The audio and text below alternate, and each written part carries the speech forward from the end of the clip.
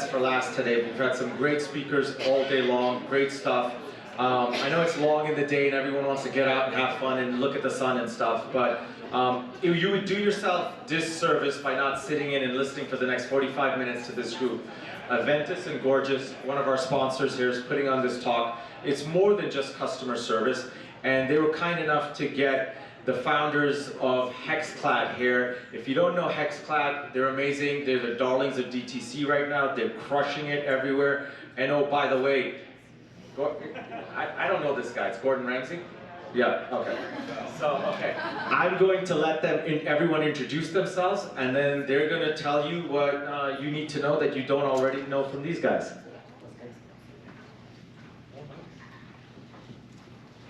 Hi, my name is Ellen Zhang. I'm the Strategic Partnership here at Gorgias, and on our panel today we're going to be talking about boosting revenue through your customer success.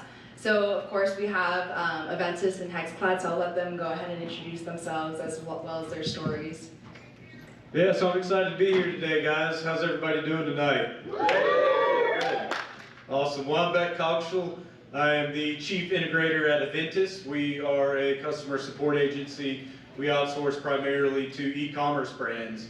Our founder, Josh Royal over here, is the chief visionary. He founded the company almost a decade ago. He has been in the e-commerce world for almost all of his life, since his early teens, so he is extremely knowledgeable of the e-commerce world. So we provide omni-channel customer support for brands like NewFace, Snow Cosmetics, and our friends Hexclad over here. And also some Shark Tank brands. We have a quick video, quick testimonial to play from Bala Bangles, one of our clients, here in a second. We're headquartered in Charleston, South Carolina, but we have agents all over the world. We offer agent packages offshore, nearshore, and domestic. And one of the things we really love to do with our clients is to show them how their customer support can be a profit center. A lot of people view customer support almost entirely as a cost center, but in reality, if it's done properly, it can and should be a profit center. So if y'all don't mind just playing the Ball Bangles video real quick, and then we'll jump on to Hexclad. Aventus. Effortless customer service outsourcing. Hi, my name is Natalie Holloway, and I'm the co-founder of Bala. We recently partnered with Aventus, and it has been such a relief for our team. They have hit the ground running and done such an amazing job. What sets them apart from other providers is that I really feel like they are part of the team. Immediately, I have a whole team of CX experts, and it's been such a relief. I mean, we are in constant contact. They really learned the brand quickly. I think the onboarding process has been so thorough that I just feel like I'm in such great hands. I 100% will be recommending Aventus to all of my founder friends. I think it's just made me feel like we have an extension of Bala that knows the product and also able to provide the best possible customer experience for our customers.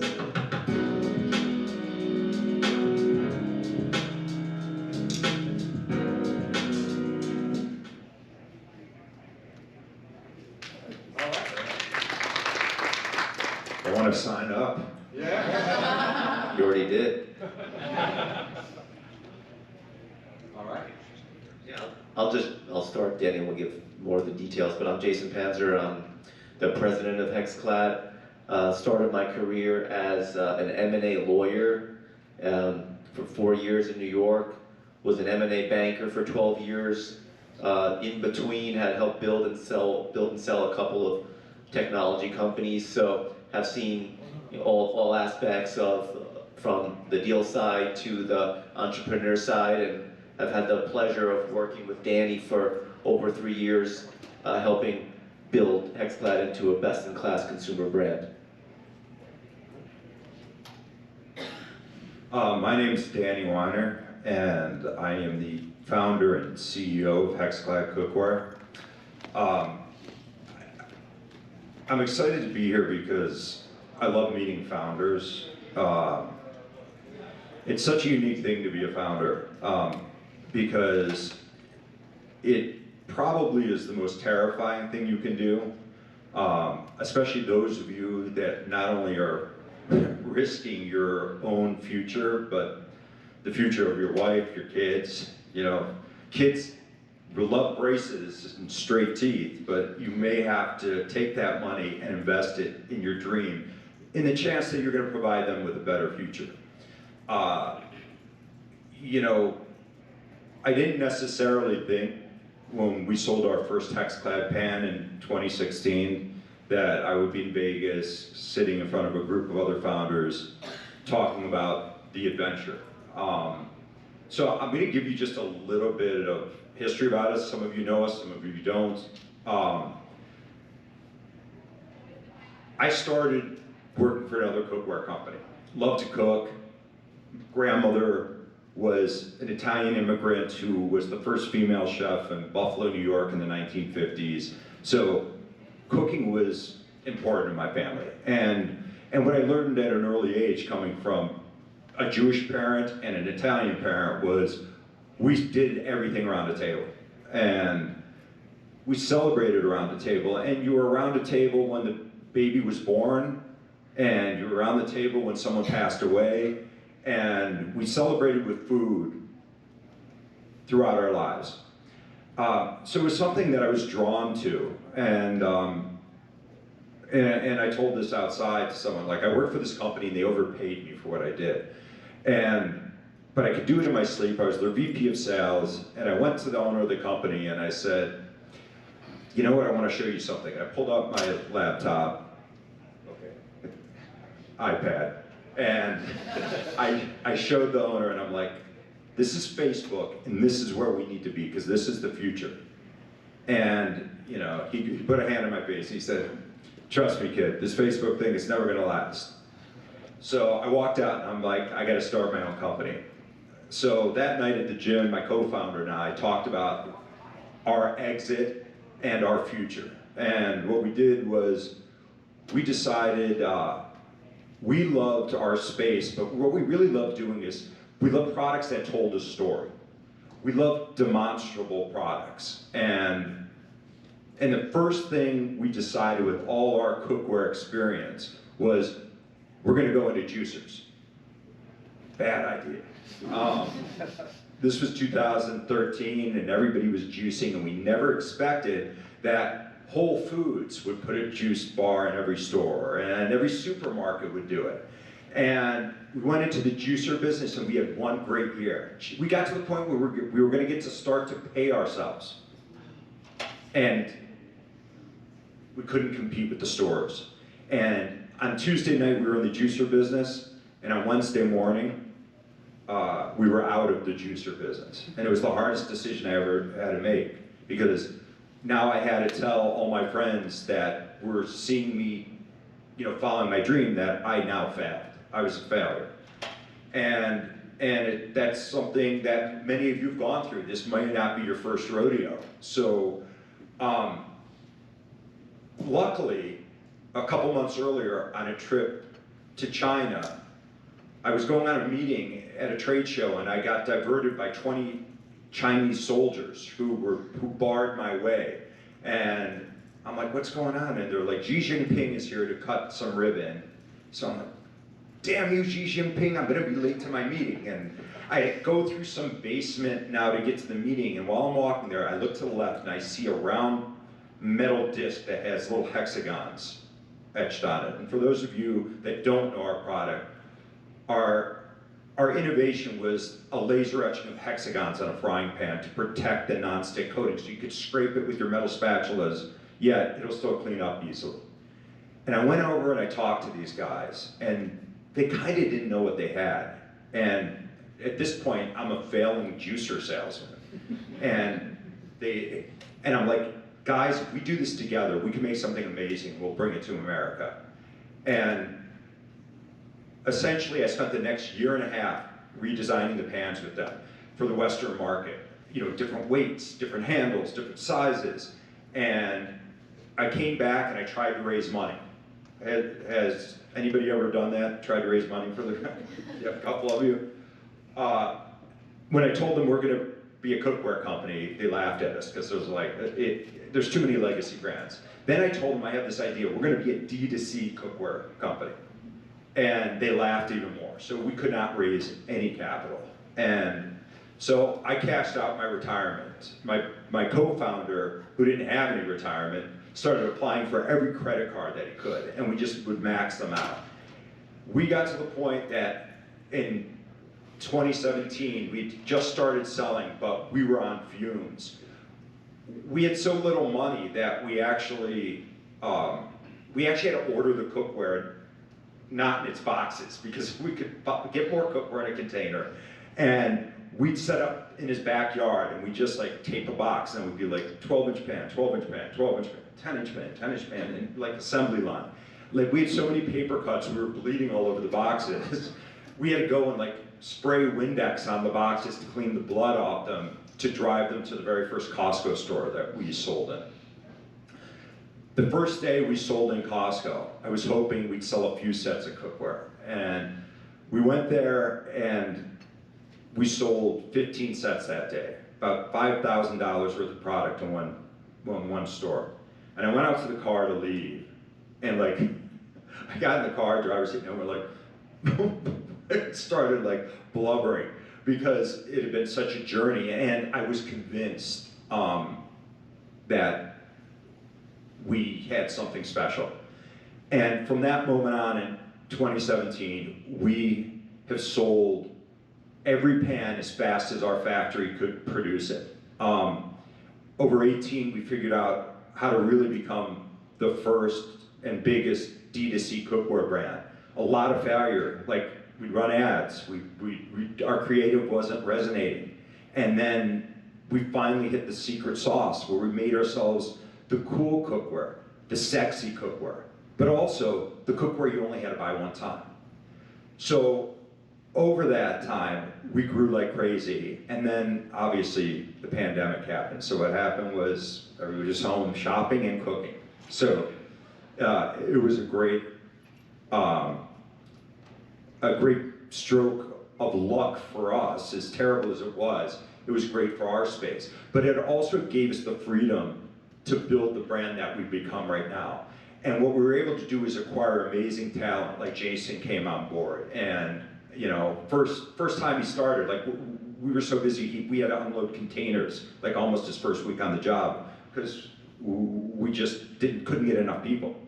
And the company's grown exponentially, and I'm really proud to say that, you know, I think if our business did it, many of yours can do it as well. And we celebrated a milestone just this past June, where we hit $500 million in sales since we started Hexclad.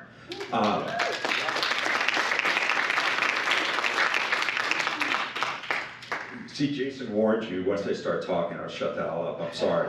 I meant to talk for 2 minutes and that was like 8.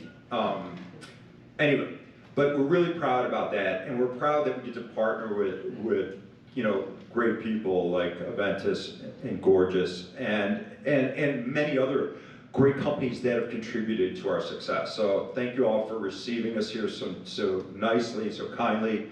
And Jason, if you want to add anything. Well, quick questions. I'll take the first question. All right. You do it. No, that was an awesome story. Thank you so much for sharing. But Danny and Jason, this first question is directed to you guys. So direct to consumer is not just limited to selling your product, but it's also about how customers experience your brand across like all channels, whether it's online and offline. So what are your guys' thoughts on how your customers experience your product? Any strategies that you guys are willing to share with everyone in the crowd here today? Well, there's a lot that we can go all day with that one, but that question reminds me of something that we did in early 2022, which really made last year just an absolutely incredible year. We grew 110% last year, and part of it was all of the touch points with our customer and having that consistency from our ads through to customer service, dialing in our messaging properly, dialing in our value propositions. It's amazing to me how you kind of get caught up in the process and you fail to focus on the basics. And because we have a highly demonstrable product, and because Danny comes from that world, we had really good paid ads that worked really well in the pandemic, but once that pandemic popped, the pandemic bubble popped, a lot of D2C companies suffered, whether it was the iOS changes or any of those things. And what we did really, really well in 22 was focus on that consistency with all of our touch points and bringing everything back to the core value propositions of our business and of our product. And you could see them in our ads, but we didn't tell you properly. Like, I was on a call with one of the best PR agents in New York City in January of 2022, or maybe December of 2021, because we kind of wanted to up our PR game. And she was like, I look at your website and I just don't understand like why you're special.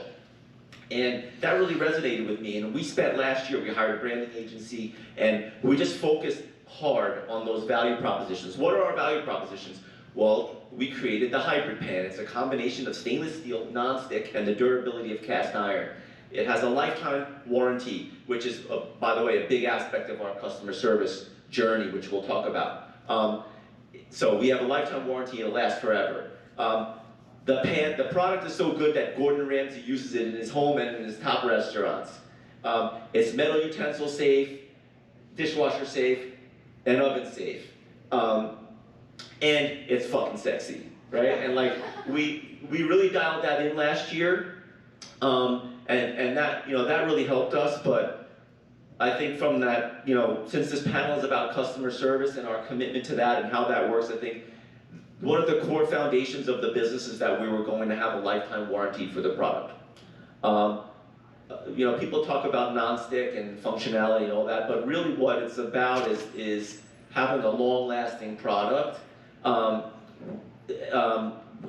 with that requires us to really be on our game with customer service, because we're dealing with warranty replacements. We don't deal with that many, but we've sold millions and millions of pans now, so it's a fair amount of work. So that's one thing that has really kind of kept us sharp with the customer, is the lifetime warranty. Yeah, definitely. That sticks out to a lot of consumers when it comes to lifetime warranty. So a lot of brands don't really prioritize customer support compared to other aspects of their business, such as marketing. We found that leading brands have shifted their focus from acquiring customers to retaining them. So especially with marketing tools, costs continue to increase. For example, I know Dr. Squash has a team solely focused on retention throughout their customer journey, so handling projects such as communicating unexpected delays, celebrating subscription anniversaries, identifying cross-selling opportunities. Where is the priority of customer experience when it compared to other aspects of your business over at Hexclad? I will. I'll start. What's key about this is it's something we mentioned earlier. We're about building lifelong relationships, and not every product is that type of product. And some of them are products you're going to buy over and over and over again. Hopefully, you're going to buy, Kleenex for the rest of your life. We're buying something, and then we're entering in a relationship with you for the rest of your life, because we built it to last that way. I think, I said to you earlier, it's like, some products, on Tinder are for a hookup. We just want to hook up with you real quick. Well, we're looking for a long-term relationship at Hexclad. And because of that, you've got to be prepared to provide the service associated with that for a lifetime. And that can be in a lot of different ways. Now that can be, we want to, on a functionality way, we want to teach you how to keep using the product successfully. It can be that we want to be there so we're backing you up if you have a problem with the product in the future. We want you to know that we're there. To be honest, we want, when we say we do want your money, but we only want it once, that means we want you to buy X, Y, and Z, because you know that we're providing you with value for money. And really that's like the cornerstone of achieving that is your customer relations. It's the most important thing, because you lose somebody you know, you never get them back. It's very, very rare that you get somebody back. So for that, I think like that's the core and that's the bedrock of our philosophy and the ethos of the company when it comes to how we start these relationships with the consumer. Yeah, and marketing acquires customers. Customer service creates the LTV. And most businesses are valued based on their LTV, their lifetime value of their customers. So we are, from the beginning, when I met Danny, you know, when the company was really small, customer service was a priority for him. And it was a bit of a ragtag crew, but he's the co-founder and CEO, and he always cared about customer service. It was always top of mind. And we've had this tremendous growth, and every time we felt like we kind of caught up or reached the stage that we needed to get to in terms of customer service, we fell behind. That's happened in a lot of areas of our operation, but we made a commitment this year. Like last year, I talked about some of our commitments last year, dialing in our value props and getting our customer touch points and our branding consistent across all channels. This year, one of our main priorities was really to be best in class in customer service. We have a best in class product, we know that, we've sold millions of them. But our customer service, we were serious about it, but it wasn't best in class. So we really genuinely feel this deep down that having best in class customer service is really an LTV driver as opposed to just like something that you have to do. And from the lifetime warranty, but moreover, you know, good customer service it's a profit center. We'll talk a little bit about something really special that comes out of our customer service, which is really big for our business, but that profit center in customer service, whether it's, you know, avoiding a return or whether it's helping someone out with a warranty replacement so that they're going to go buy the next product. I think people don't pay enough attention to customer service, and if you really want to be a best-in-class consumer brand, being best-in-class at customer service should be like on the top 3 things on your list. Yeah, absolutely. I like the dating analogy as well. This next question is for Beck. What can merchants add to their customer experience that's most people aren't using, and what have you seen that's made a huge impact? Yeah, I can think of a few examples. One of those is optimization. You know, anything that you can do to optimize your customer support experience is going to enhance the customer journey process. One way that we suggest to do this with clients is to simply create a tiered system for tagging your tickets, and you can have the more experienced agents work on the higher tiered or more difficult tickets. You can have the newer, less experienced agents working on the lower tiered or less difficult questions, and that almost kind of creates like an assembly line, because you've got, you know, particular people focusing on a particular type of ticket, and they become extremely efficient with that, and it just makes the whole process more efficient.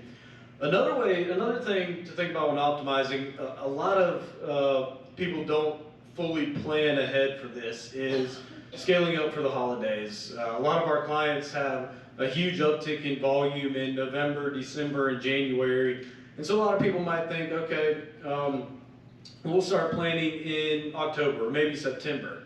But at Aventus, we start planning right now. I mean, our customer success managers have already had multiple conversations with each of our clients to talk about and come up with a plan for how to fully prepare for the uptick in volume for the holidays. Another thing that I see people not focusing enough on is omni-channel. I see a lot of brands focusing on 1 or 2 channels of support. Email and live chat seem to be the main ones, but your customers, you're gonna have plenty of customers that have their preferred method of reaching out to you. I mean, I personally still prefer to use the phone on a regular basis. I want to call somebody, I want to get somebody on the phone within a minute and have a conversation back and forth. instead of emailing somebody, getting a response in a few hours, emailing them again, and going back and forth. So I think a lot of people need to focus more on omni-channel and especially phone support as well. Another one is personalization is super important. I saw a stat the other day that said two-thirds of customers, if their experience with the brand is not personalized, then they're going to leave.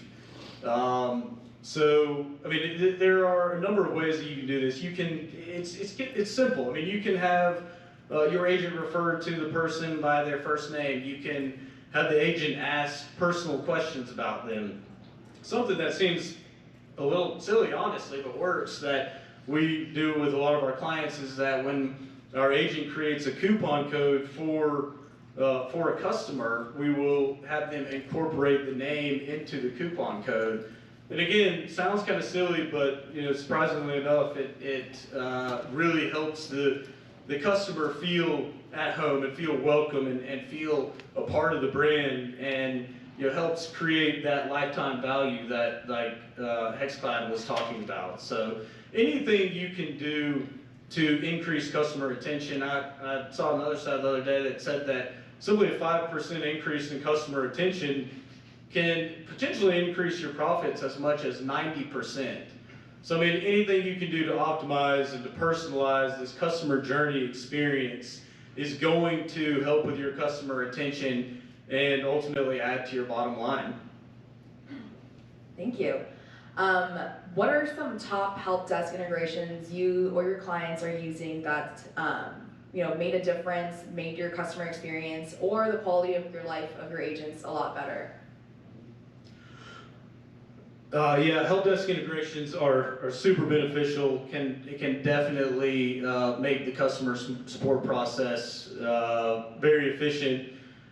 Gorgias has some great integrations. Gorgias can integrate with just about everybody, whatever your tech stack may be, Recharge, Loom, Shopify, Amazon, whatever it is, they can integrate with them. Without those integrations, your agent's going to have to manually go into each of your platforms, each of the tech stack, and pull that data into a centralized location, whereas with the Gorgias integrations, does all that for you, brings it all into a centralized location, and can help cut down on the average handle time with the agent. And Gorgias helps to create a scalable solution by using these integrations and leveraging some other features like smart tagging and a views feature. Smart tagging is where, as opposed to the agent having to manually tag each of those tickets, the Gorgias recognizes certain words and terms and phrases and automatically tags the tickets for you. So that's just another way to make the process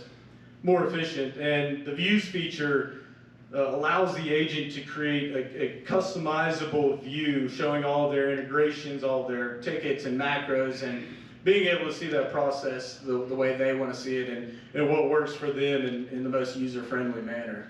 Yeah, I know that testimonial that you guys just saw, Bala, I think they're currently using smart tagging to help identify error, just really automating that ticket process so humans can focus on more complicated questions. Thank you. And then this next question here is for Danny and Jason. Would you guys be able to share one or two things Hexclad is really focusing on currently? Well, this is related, not related, because the better job we do on it, it will probably decrease the need for our customer base to use the customer support that we provide.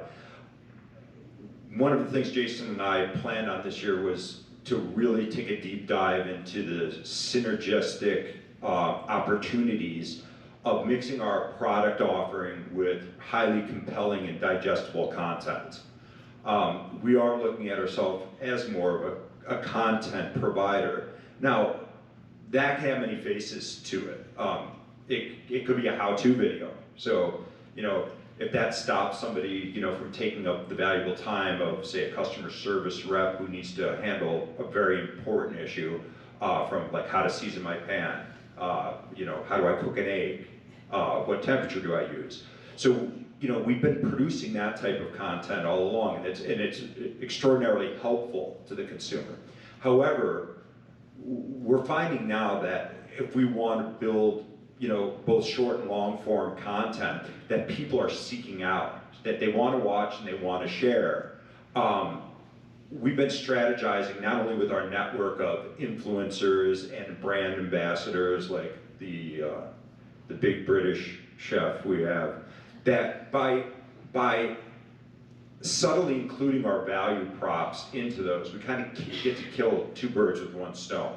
We've got great content that you want to see, but we're also educating, and I think that's like the best kind of content that, you know, you know, it's funny to watch, you know, your pet doing silly stuff, but I'm not getting educated really by that. So, you know, we're trying to find that fine line right now where we can tightrope walk really highly desirable, digestible content that you're compelled to watch with something that's also going to educate you in our space.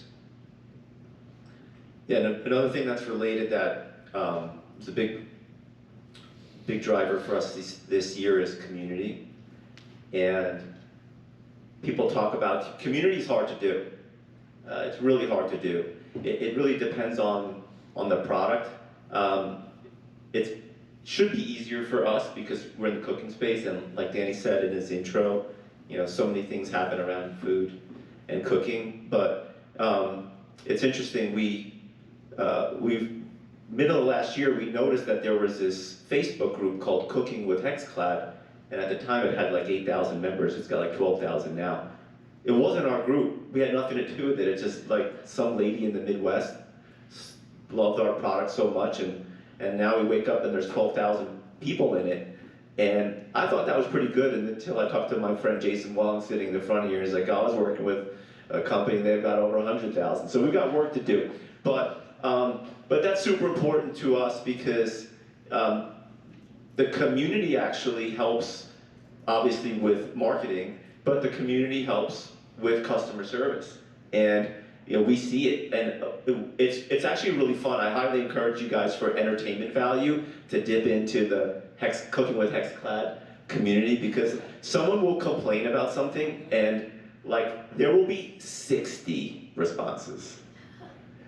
Oh, you know, everything is sticking to the pan, and then that you get from people being nice and trying to educate to the people saying, you know, you're a dummy. It's not the pan, it's you. You know, it's like, and then they're showing examples of the eggs sliding out right out of their pan. But I do think any brand can build community. Like Lane is here in the audience, and the people who do email marketing and SMS marketing, like everyone who's involved in that, there are like thousands of people in the world that do that, right? And so they can build community. Anyone can build community, and that community, not only is it going to drive sales, but it's really like a game changer for customer service. We were very fortunate in that ours sort of fell in our lap, but we noticed it, and now we're very focused on leveraging it and building it. Yeah, you guys have a great community online. So I'd like to hear from like both parties here on how customer feedback, insights gathered through customer support interactions are being utilized to improve your products, services, or even increase profitability. Yeah, so I mean, customer feedback obviously is super important. I mean, anything that you can take from the customer and bring it back into your customer support process is going to enhance the process. And some of the most obvious ones are customer satisfaction or CSAT surveys or post-purchase surveys, which Gorgias is great with. Gorgias can help you set all that up. And I mean, you can have simple CSAT surveys, as simple as just asking, you know, how do you rate the customer experience on a scale from 1 to 5? Or you can have it more complex, go into more detailed, in-depth questions about the process and the brand. And of course, the more questions you ask, probably the less overall responses you'll get, but the more detailed information, the more detailed data you'll be able to obtain to be able to then bring back into your customer support process. And of course, there are other ways to gain this feedback as well. There are reviews on your website or Amazon or Shopify, whatever you use to sell on. And also social media reviews, and you definitely cannot, or social media comments, you definitely cannot ignore these reviews and comments. You need to be able to pay attention to them, answer them, and again, take that feedback, bring it back into your customer support process. And that's something your customer support agent can do for you. I mean, you don't have to handle all of this yourself. Your customer support agent can respond to all of your reviews and comments on social media or Amazon or whatever it may be as well. You know, for Hexclad, we have a lot of different opportunities. We have some other opportunities to give customer support than some other companies do, which like, though we are a D2C brand, we do have one retail partnership, and that's with Costco, which is a great one for us because, you know, it kind of fit our you know, objective, which is we want to tell a story, and they love when a brand comes in and sets up in their store and does a little demo, and that's part of the Costco experience, you know, just like the $1.50 hot dog, they'll never change that, or the $5 rotisserie chicken, that's just who they are. But we have all these reps out there that they're like, you know, the first wave of defense for customer service. Like they you know, obviously they're not trained to take on some of the serious problems, but what we're able to do is use them not only as the you know, the infantrymen of our customer service, they're also the first wave of really of data collection as well. So, you know, the learnings we get from them, hey, I'd love for you guys to make this, or we notice the same couple of things keep happening to pans, this discolored or something, you know, something minor. But then we can take those learnings to the customer support team because they know it's almost like a warning, like you guys are going to be dealing with these issues. You know, we're giving out, you know, the 800 number, or we're giving out the info at Hexclad email. So then, for us, it becomes, you know, like you know, I said earlier to you, like, oh, I don't know if I want to talk about monetizing. Well, the fact is, we're all sitting here to learn to monetize our businesses, right? So there's a lot of different ways in, say, in the most honorable way possible to monetize your customer support. It's not about bullying somebody into buying a replacement piece instead of, you know, honoring your warranty. You know, it's about finding out what the customer's needs are and then using that information to provide them with the products that will service their needs in the future. So that's the way, like, we're going to talk about monetizing the department. Our philosophy is, like, let's use this platform to give the customer what they want. And, you know, and to me, that's the best way to do it because, again, that's about their coming back and the experience. The journey is continuing between the customer and Hexclad. I don't know if you want to add anything. I think you got it. Boom.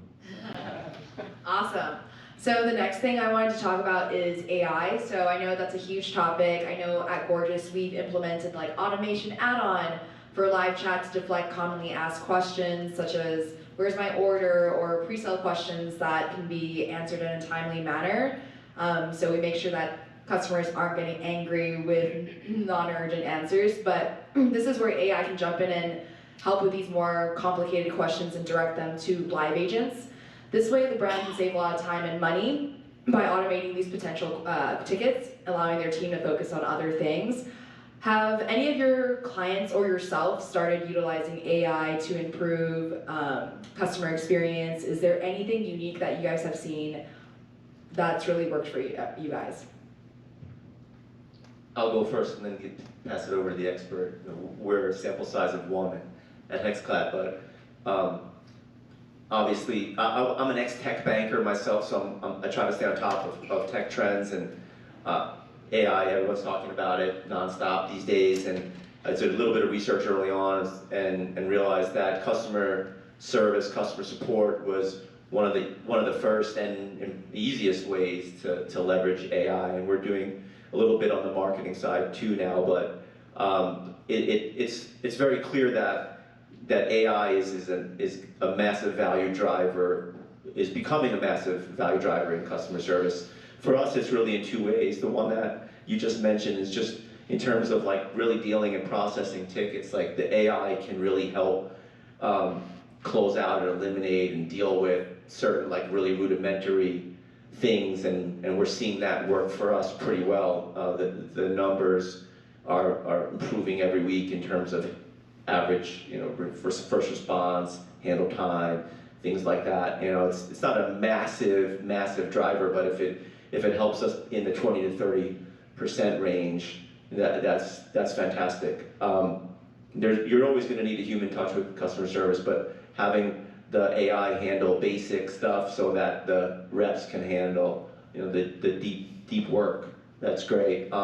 And the other area in customer service that we're seeing it useful, actually is a big one for us, is around telephone. So there's some, I forget the name actually of who it is that's helping us with it, but I do know that it works. So just Google it, Caller 800. Bard it, go to Bard or ChatGPT-4 instead of Google. But we were always pretty light on phone support just because we're growing so fast and it's just really hard. And we had literally have an answering machine. We had an answering machine for many years, and people would just leave a message and someone would eventually call them back.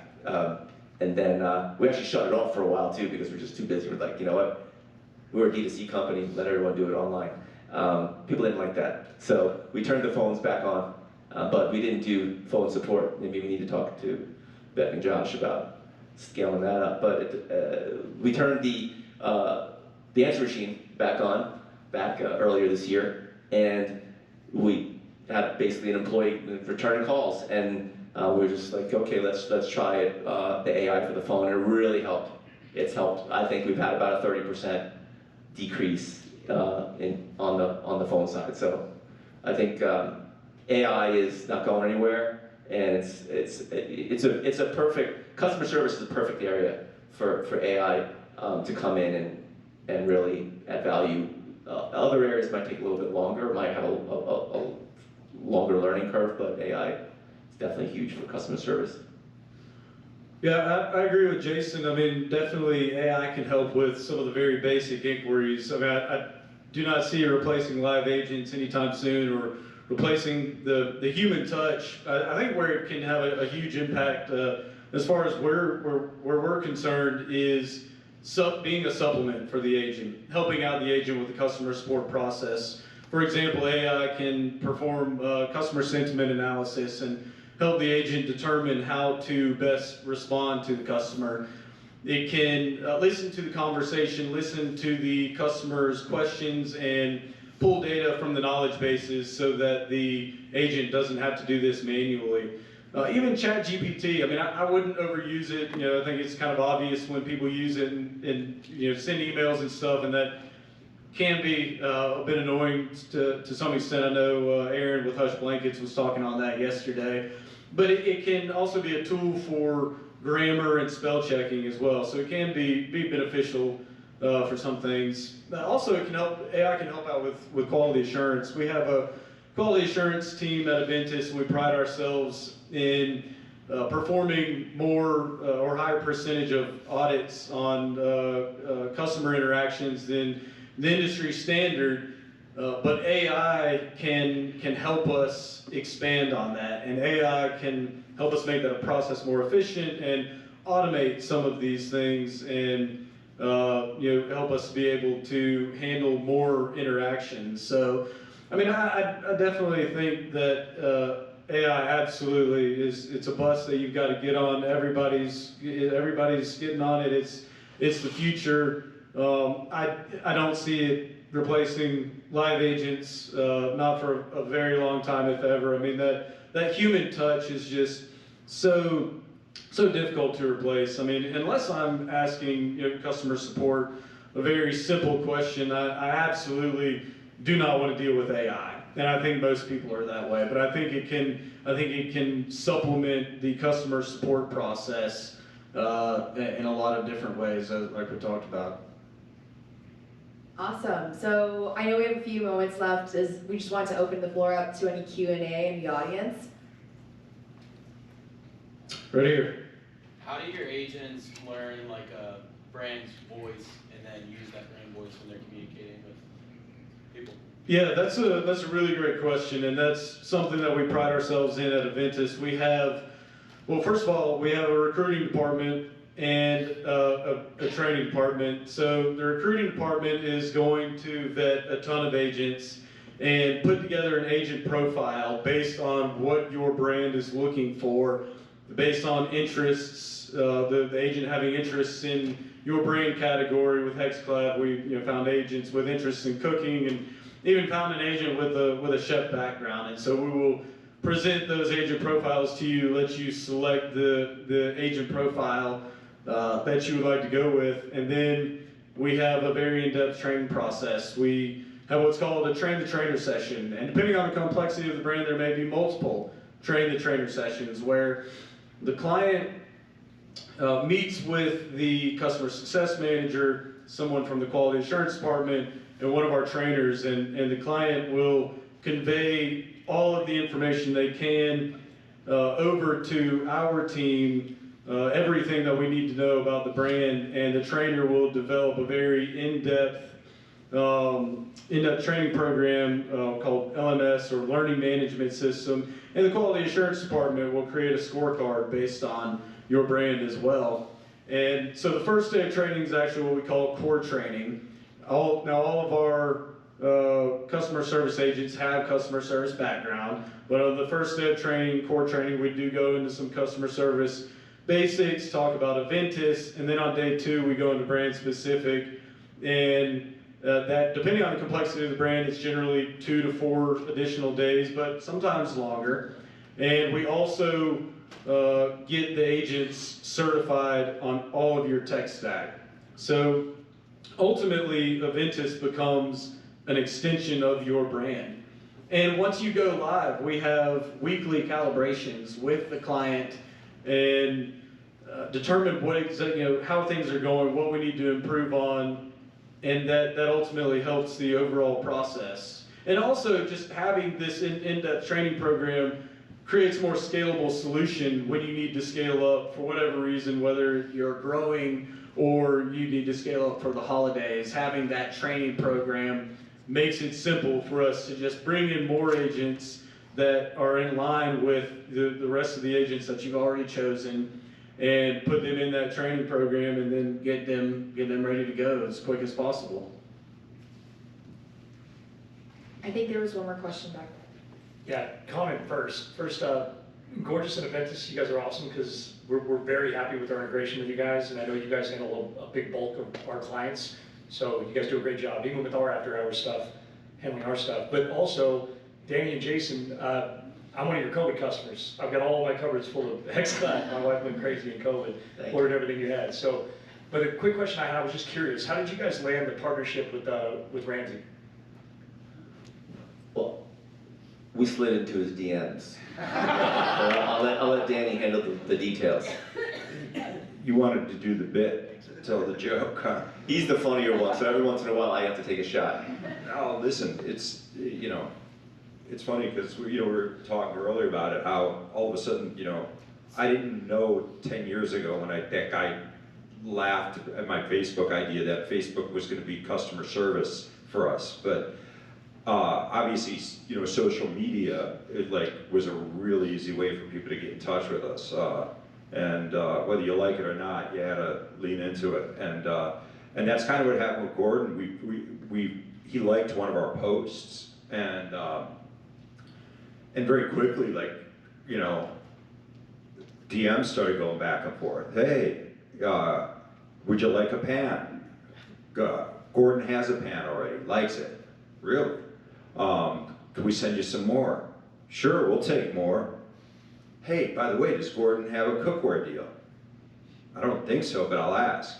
Next thing you know, a few days later, I'm on the phone with Gordon's business manager, this guy Michael Thomas in the UK, and he's like, listen, he goes, I can't do a British accent. I try. I'll try to do like he's like, yeah, you could pay Gordon $1 million and he'll do a commercial for you because he likes your product. He goes, or he really likes your product, so he'd like to do something deeper. And you know, I'm like, deeper's good, I think. You know, let's talk about it. He goes, listen, if you're flexible with Gordon, you're gonna get more than you bargained for. And I'm like, is that a promise or a threat? And you know, and we talked and it just felt good. I had another call with them, felt good again. Then I'm like, you know, because like Jason said, he's a recovering lawyer, so Michael Thomas is a lawyer, Jason's a lawyer. Bring Jason onto the phone, we start talking about what the structure could look like. And it was really, really like organic and you know, it felt good from the beginning. And they say this and we say it and then we were like, you know what, we should really have like a call with Gordon. And so we set up a Zoom, and this is during the pandemic, and you know, so it's like, you know, it's 8 in the morning our time, Gordon's in the UK, Michael's in the UK, so it's just the two of them and me and Jason. And I remember I was like sitting in my dining room and I'm like a little nervous, and I had my coffee and I got my iPad up, since Jason always jokes, Siri runs our company, so I do everything on an iPad. And I look over and I'm like, shit, I'm nervous. And I see there's a bottle of Woodford Reserve sitting there in my dining room. So I'm like, I pour like a shot of my coffee real quickly, and I take a sip, and I'm like, calm down, and I hit, you know, to enter the meeting, and I just see Gordon's giant face on the screen. He's like the first one on. And he's like, Denny, and I'm like, Gordon. And then they joined on, and like, you know, I'm a blabbermouth. Gordon's an even bigger blabbermouth. These poor guys like didn't get a chance to say anything, and the two of us just started chatting. But Gordon was like, listen, I've got all these ideas. He's good. We're gonna take this pen, we're gonna make risotto, tableside, my restaurant. And you get his enthusiasm, like that's not bullshit that you see on TV. He's very, very passionate, and he's like, I love the pans. He goes, I love that they're built to last. He's like, I can be behind that. And he's like, and again, he said the line, if you're flexible with me, I'm gonna give you more than you bargained for. And so we got off the call. I think we planned to talk for maybe 20 minutes. We were on for almost an hour and a half talking about all the stuff we're gonna do. And he's like, I'm gonna put them in all my restaurants. I'm gonna start using them at home. And he did. And before we even signed our deal with Gordon, he was filming a series called Ramsay in 10. And it's all these 10-minute recipes. And just because he believed in the pan, he did the whole series with our cookware. And then they sent him over. And even he did like a kind of our first commercial, if anybody's ever seen this, these are the Rolls Royce of pans. He just did that on his own, and they sent that over. We recut it slightly. And you know, and then we worked out the bits of the deal, you know, where he wanted to be an equity partner in the company. And like a couple weeks later, he's like, I'm gonna put you on my first TV show. The first one he produced. And then he's like, I'm gonna put you on Hell's Kitchen. And I'm gonna put you on Food Stars. And I'm gonna put you on all these shows. And I'm gonna introduce you to all these chefs. And I'll tell you, that's like a really cool, like that's, I mean, the end of the Gordon story, I guess, is that, you know, and I hope it's an inspiration for anybody in the room that has a dream, is that in 2017, I was Windexing blood off boxes, and 2 days ago, Gordon Ramsay's texting me, asking me about how the sales are going. And it's just a bit surreal that my phone will ring and it's him, and you know, and I had emptied my retirement accounts 6 years ago, exactly. So, yeah, that's the Gordon story.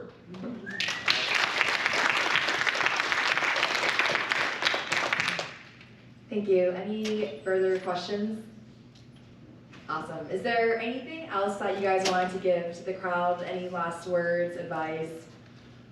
Yeah, I mean, I just want to reiterate how customer support can be a profit center. I mean, we have clients where, I mean, they're not even sales campaigns, they're average customer support campaigns, answering questions about refunds and all kinds of standard customer support inquiries. But because they are able to take advantage of cross-sell and upsell opportunities, the sales that they close every week are greater than what we invoice them every week. So, I mean, there's definitely a lot of opportunity out there. I mean, obviously that's to be expected with sales campaigns, but when you can do that with a standard customer support campaign, it's just a really great experience. So I just want to reiterate how customer support can and should be a profit center when performed properly. Yeah, and I just want to reiterate that what Danny said, enjoying coming out and meeting other founders. I love meeting other operators. And so I'm Jason at Hexclad. If anyone has any questions, anyone wants to chat. Also, I have a Slack group called 9 Operators, which is no agencies, no software companies. Sorry guys, some of you are out here. It's a closed group. It's everyone's vetted. There's about 300 people in the group, and I don't interact with it a lot, but the people in there interact a ton and seem to get a lot of value out of it. So go find that, and thanks for having us. This is a great event. Really appreciate everyone. Yeah, thank you Hamza for having us, and thanks Hexclad for joining us up here today. This has been a really great experience. I know it was the last one, guys. Thank you. I thank everyone here who stuck around. I know Vegas is very tempting, especially when you've been in a room for 2 days now, but Jason, thank you for coming. Danny, thank you for coming. Aventus, Gorgias, thank you. Great panel, a lot of good insights. Now, guys, everyone go, relax, do what you want to do. On the record, Park MGM party, 8 o'clock, 80s, 90s theme. I heard Vanilla Ice is coming. Someone's going to be Slash. Whatever you want to be, come. If you don't want to, just come regular and just enjoy the night with us. Thank you.